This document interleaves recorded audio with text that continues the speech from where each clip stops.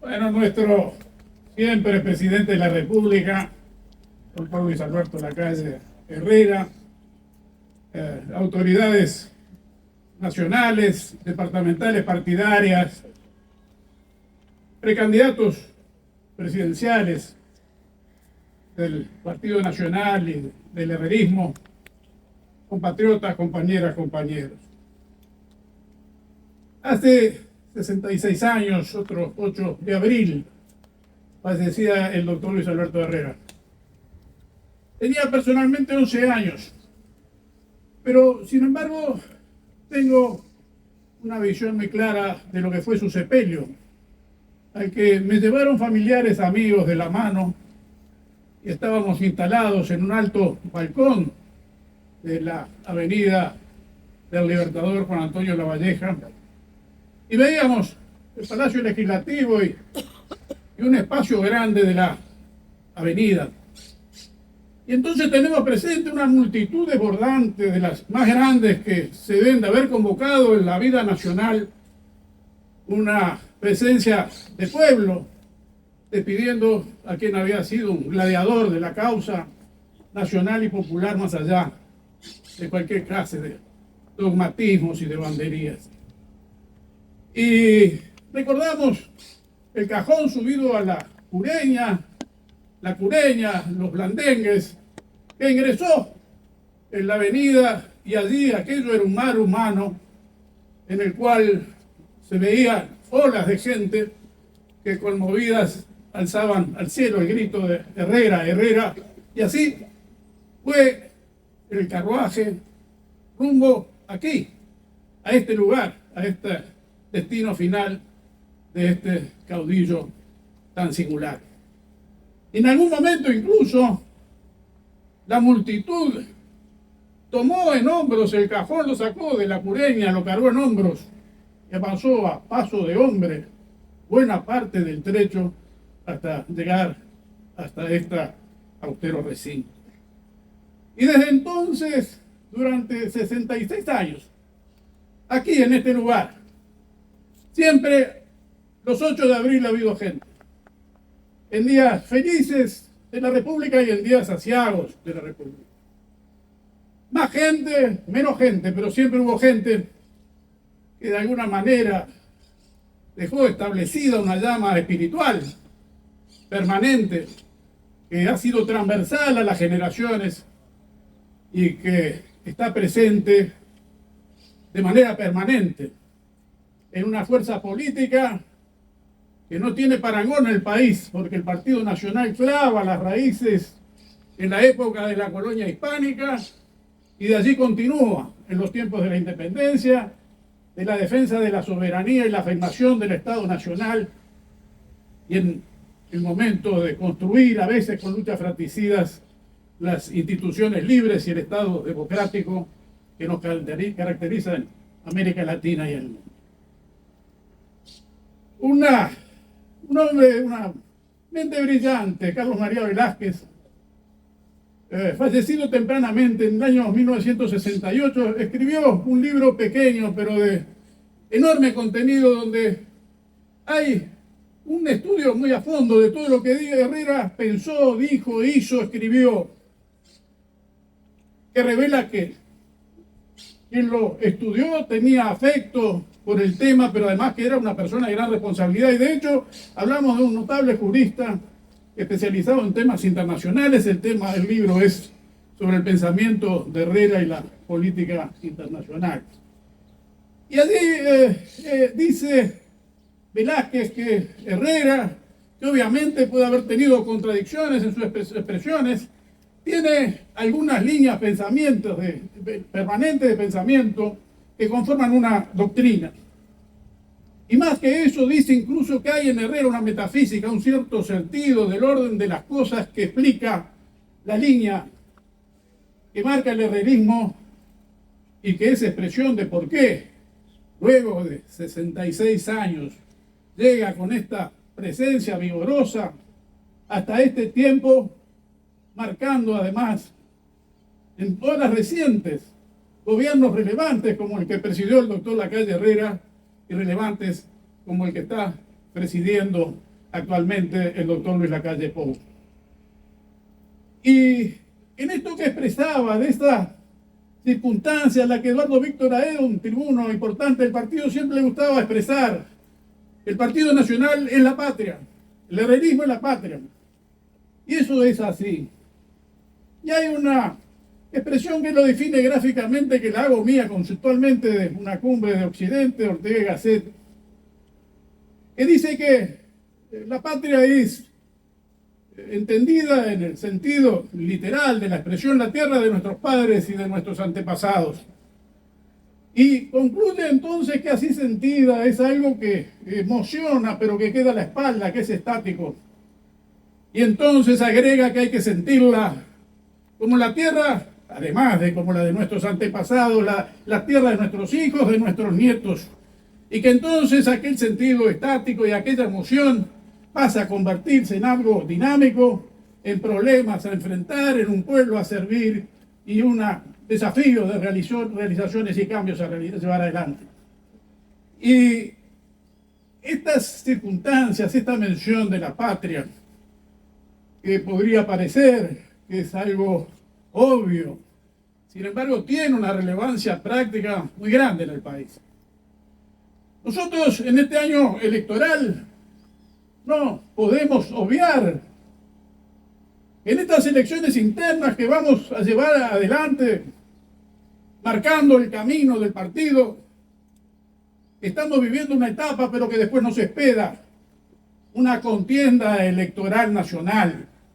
Y allí, en esa contienda electoral nacional, mientras nosotros vamos a llegar con nuestro bagaje de la inteligencia, el espíritu, el alma y la experiencia de generaciones a las que respetamos, que nos dieron patria, república, bandera, escudo, fuerzas armadas nacionales, que son el pueblo de Artigas en armas.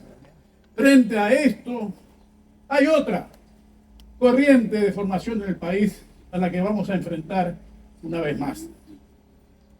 En 1860 aproximadamente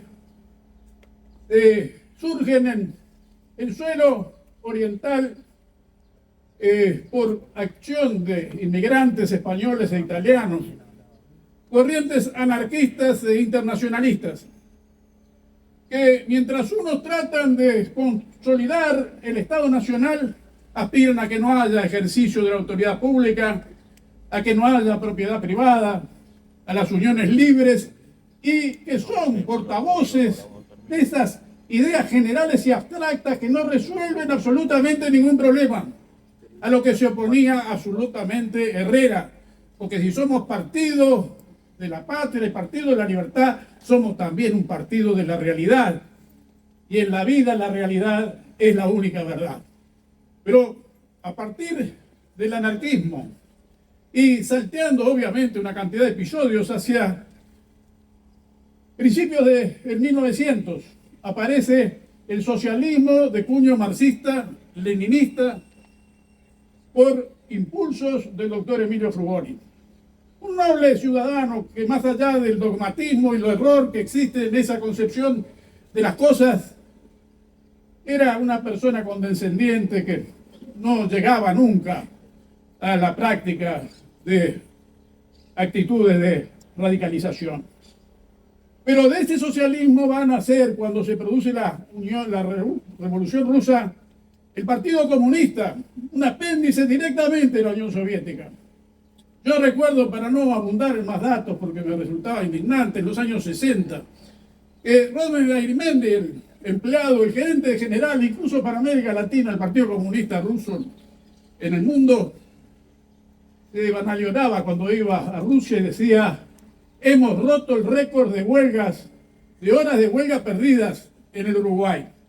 Porque la idea era, si el país está más o menos, hagamos huelga, fomentemos en la gente el odio, la frustración, el resentimiento, y generando eso en algún momento vamos a ganar las elecciones. Era la vía democrática al socialismo.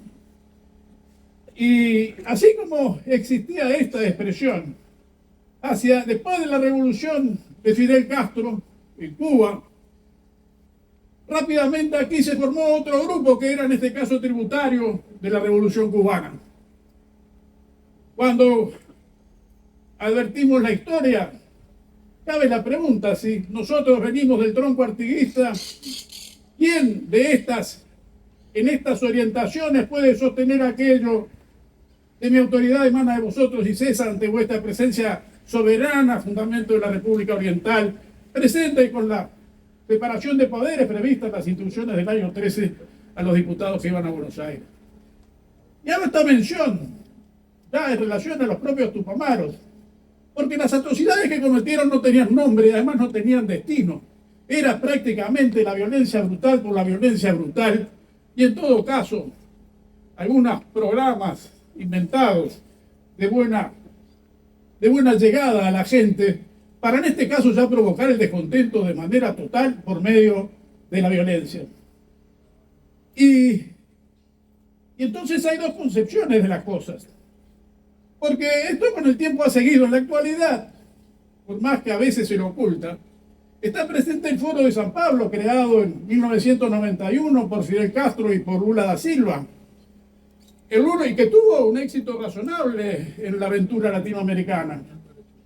Allí está en Nicaragua Ortega, siguen los Castro, progenitores de muchos de estos desastres en el continente, en una situación terriblemente crítica. En Cuba está Maduro en Venezuela, estuvo Evo Morales en Bolivia y abreviando los Kirchner en la Argentina. Y toda esa línea cuenta con el respaldo absoluto de las corrientes políticas que nosotros tenemos enfrente, no porque nosotros lo digamos.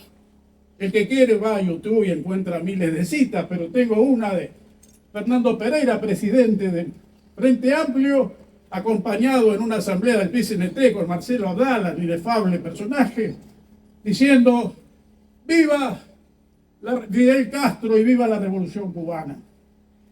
Y en esta circunstancia de la patria, así como nosotros tenemos esa continuidad histórica, estas otras fuerzas no tienen esta tradición y no tienen estrictamente historia. ¿Y qué no hicieron? Se apoderaron de Artigas. Entonces, de las Artigas, de la República y de la Federación, hicieron un Artigas de lucha de clases y de amargura y de resentimiento.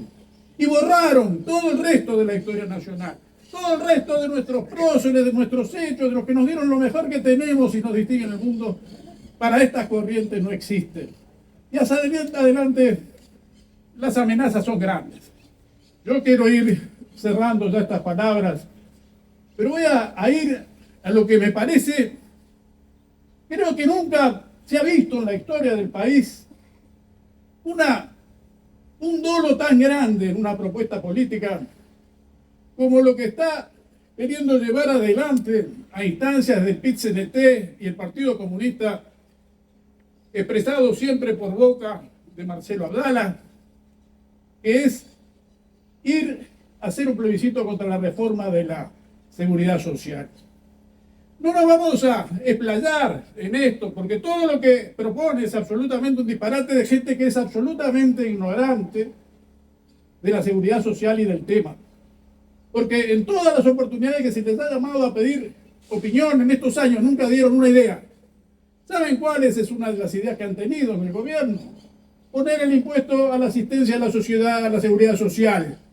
Han robado a decenas de miles de uruguayos un 10% de sus jubilaciones, y lo han robado porque le han confiscado en definitiva aquello para lo cual ahorraron toda la vida. Dijeron: no, ustedes tienen jubilaciones más altas, pero las tienen porque a lo largo de decenas de años se hizo un sacrificio para aportar más. Ese es el aporte frente amplista a la seguridad social. Y ahora, ingeniero Cose, que el tema tampoco tiene ni idea, lo resuelve fácilmente. Esta es una ley muy mala, hay que llamar a un gran diálogo nacional. Pero esta ley, analizada por todos los economistas más relevantes del país, tendría llevarse adelante y de ir a lo más grueso, que es el robo de los fondos de pensión de las AFAP. Tendría unas derivaciones económicas impensables y el torrente de juicios contra el Estado empezando por las AFAP y siguiendo por todos los que vean confiscados sus ahorros en las AFAP, activos, trabajadores y pasivos, jubilados y pensionistas. Sería algo de dimensiones fenomenales. Pero además podrían tener una propuesta seria. ¿Qué es lo que harían sacándole a estas AFAP que han funcionado maravillosamente los ahorros obligatorios, además de las prestaciones por solidaridad internacional, están existiendo en todas partes civilizadas del mundo? No tienen ni idea de esos fondos, 22.000 millones de dólares que van a sacarle a las AFAP, a dónde los van a meter ni cómo los van a administrar. Lo vi en televisión. Me dijeron, bueno, pero ustedes van a hacerse cargo de esto. Sí, sí, claro. ¿Y cómo lo van a administrar? Bueno, digo, esto se administra. ¿Y cómo se administra? 22.000 millones de dólares. Está planeado el robo más grande visto alguna vez en la historia del país, de la época de la colonia. Pero además está vista un tiro de torpedo a la línea de flotación de las instituciones que hacen al bienestar social en el país. Cerrando ya estas palabras, vamos a desearles a los precandidatos una buena elección y por delante nos espera un desafío mayor. En el caso de Laura, precandidata que va a la cabeza del herrerismo, yo conozco a los padres porque son de mi generación. Y es una familia, Raffo, que ha estado además presente tradicionalmente también en las circunstancias de la vida partidaria. A ella la conozco muy poco, pero tengo el gusto igual de conocerla. A mí lo que más me ha impresionado siempre es verla en programas de televisión, hablando de temas económicos, con algo que me he conversado a veces con publicistas que entienden de comunicación, y me dicen, mirá, sobran los dedos de una mano para poder recordar quiénes son la gente que en la vida pública tiene capacidad de transmitir al público en lenguaje coloquial para que se entienda los temas espinosos de la seguridad social. Yo tengo además un librito que es sobre fundamentos y principales aspectos de la economía, que lo tengo a mano siempre porque me ayuda. Pero hay además algo más. Laura tiene abierto al infinito la actividad privada. Si quiere puede realizar la vida con una comodidad muy grande. Y sin embargo ha hecho una opción de servicio. Ha optado por esta tarea tan difícil, viene recorriendo el espinel de la gente en el país de manera permanente. Y eso es valioso. Es valioso en todos los casos. La gente que en el Partido Nacional asume posiciones habitualmente abandona la comodidad para ir a servir a la causa popular. Y en este momento, bueno, el herrerismo, con más de 50 organizaciones en el país, del Guareima al Plata, del Río Negro a la Laguna Marín, están ya haciendo de tu nombre una bandera en este momento.